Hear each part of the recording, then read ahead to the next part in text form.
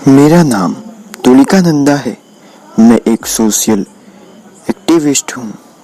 वैसे तो मेरी शादी मणिनगर में हुई थी, पर शादी के 2 साल के बाद ही मेरा तलाक हो गया था। अब मैं दिल्ली में अपने माता पिता के घर पर ही रहती हूँ और डोमेस्टिक वायलेंस, घरेलू झगड़ों की शिकार महिलाओं की सहायता में कार्यरत एक ऑर्गेनाइजेशन से जुड़ी हुई हूँ। शादी टूट जाने से कोई औरत खुश तो नहीं होती है, पर शादीशुदा रहकर अत्याचार सहने से कहीं ज्यादा अच्छा है अकेले रहकर शांति से जीवन बिता जाए। मैं आज उस खतरनाक राज के बारे में बताना चाहती हूँ जिसके कारण मेरा तलाक हुआ था। वैसे तो मेरे पति मेरा खूब ख्याल रखते थे, पर जब उन्हें गुस्सा आए तब वो अजीब इंसान की तरह पेश आने लगती और उनकी आवाज़ भी भारी हो जाती। मुझे लगा था कि शायद गुस्सा होने पर ऐसा बदलाव आता होगा, पर ऐसा कुछ भी नहीं था। उनकी उस भयानक बर्ताव की वजह कुछ और ही थी। एक रात में और मेरे पति सोए हुए थे, तभी अचानक मैंने महसूस किया कि मेरे पति गहरी गहरी सांसें ले रहे थे और नींद में बोले जा रहे थे कि मुझे छोड़ दो, बस करो, मुझे माफ़ कर दो। जो कुछ भी हुआ उससे मेरी गलती नहीं थी। यह सब सुन मेरे रोंगटे खड़े हो गए। मैंने उन्हें फौरन जगा दिया और उससे पूछा कि क्या बात है, तुमसे क्या गलती हो गई थी और नींद में यह सब तुम क्या बड़बड़ा रहे थे। मेरे पति ने बात टालने की कोशिश की और वह बिना सफाई एक्सप्रेशन दिए सोने लगे। मैंने उनसे फिर से वही सवाल दोहराया। इस बार उन्होंने गुस्से में मुझे थप्पड़ मार दिया। यह पहली बार था जब उन्होंने मुझ पर हाथ उठाया था। उस रात मैंने ठान लिया कि इस राज का पता लगाऊंगी। अगले ही दिन सुबह मैंने अपनी सास को अपने पति की कसम देकर सारे राज उगलवा लिए। मुझे मेरी सास से मालूम पड़ा कि हमारी शादी होने से पहले मेरे पति की एक और जगह सगाई हुई थी और 3 महीने के अंदर ही वह सगाई टूट गई थी। सगाई टूटने के गम में उस लड़की ने पंखे से लटक कर आत्महत्या कर ली थी और वही लड़की प्रेत बनकर मेरे पति को सताती रहती है। ऐसे किस्से दूसरे परिवार लड़की देते नहीं है, इसलिए मेरे ससुराल वालों ने यह बात हमसे छुपाई थी।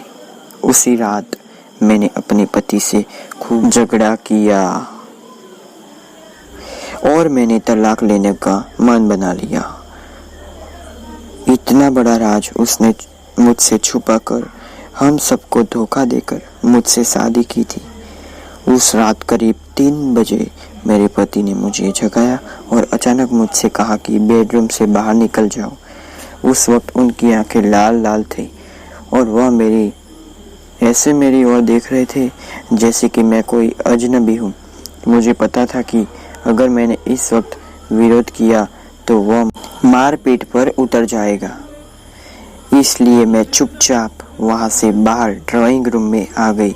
मुझे नींद तो आनी नहीं थी, इसलिए बड़ी बड़ी सोच रही थी कि आगे का जीवन कैसे बिताऊंगी। तभी अचानक बेडरूम से किसी के बातें करने की आवाज़ें आने लगी। मेरा तो दिल ही बैठ गया। वहाँ मेरे पति के अलावा कोई भी नहीं था। मैंने फौरन ही हॉल से झांक कर देखा तो मेरे होश उड़ गए।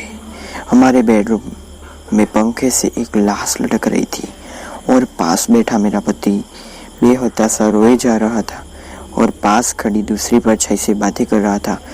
यह सब देखकर मेरा तो सिर चकरा गया। मैंने तुरंत अपने सास और ससुर को जगाया और बेड रूम खुलवाने को कहा। थोड़ी देर में मेरा पति बाहर आया और सारी बातों से मुकर गया और उस वक्त कमरे में भी कुछ नहीं था। अगले दिन मैं अपने माता पिता के घर गई और उन्हें सारी घटना बताई। मेरे पापा और माँ मुझे लेकर एक ऊंचा बाबा ज्योतिष के पास गए। फिर हमने उन्हें यह सब बातें बताई तो उन्होंने चौंकाने वाला खुलासा किया।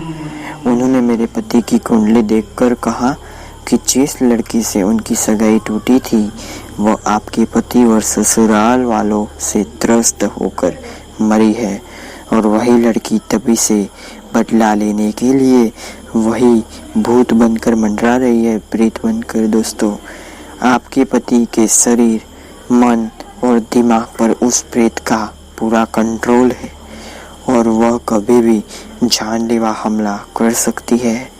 अगले ही दिन हमने तलाक का प्रोसेस शुरू कर दिया और उस भयानक माहौल से मैं बाहर आ गई।